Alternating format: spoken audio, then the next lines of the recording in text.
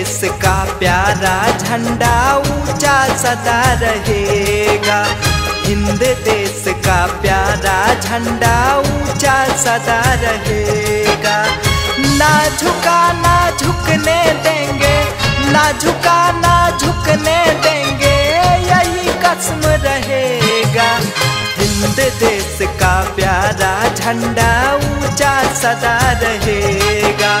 हिंद देश का प्यारा झंडा ऊंचा सदा रहेगा।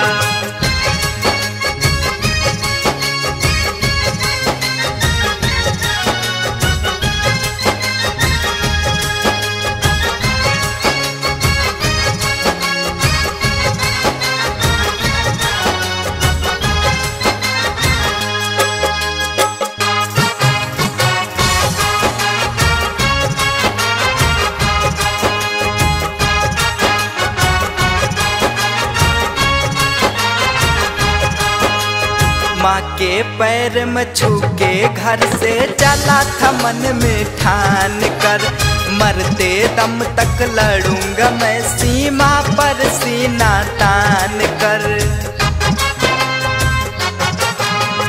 माँ के पैर में छू के घर से चला था मन में ठान कर, मरते दम तक लड़ूंगा मैं सीमा पर सीना तान कर। हंसते हंसते मर जाऊंगा, नाम तो अमर रहेगा। हिंद देश का प्यारा झंडा ऊंचा सदा रहेगा। हिंद देश का प्यारा झंडा ऊंचा सदा रहेगा।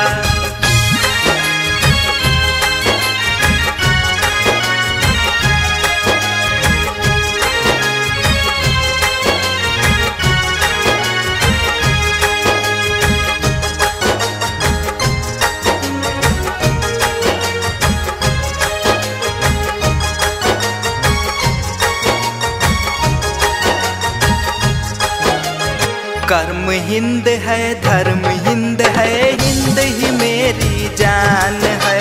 हर दम इसकी रक्षा करना ही तो मेरी शान है। कर्म हिंद है, धर्म हिंद है, हिंद ही मेरी जान है। हर दम इसकी रक्षा करना ही तो मेरी शान है। दुश्मन के डर से ना मेरा कदम ये पीछे हटेगा। हिंद देश का प्यारा झंडा ऊंचा सदा रहेगा। हिंद देश का प्यारा झंडा ऊंचा सदा रहेगा।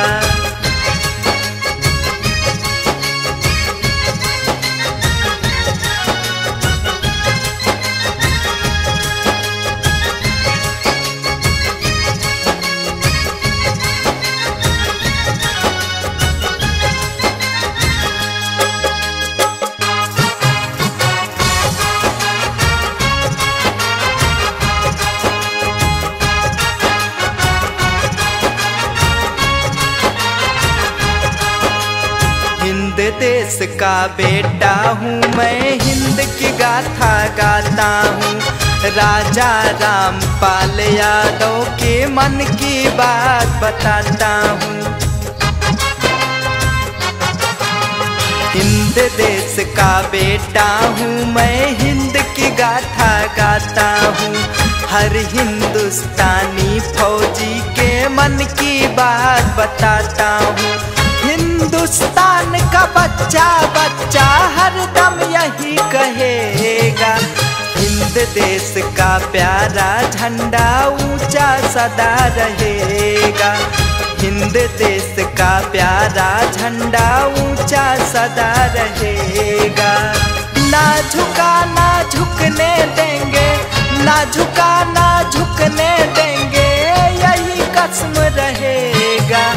हिंद देश का प्यारा झंडा ऊंचा सदा रहेगा। हिंद देश का प्यारा झंडा ऊंचा सदा रहेगा।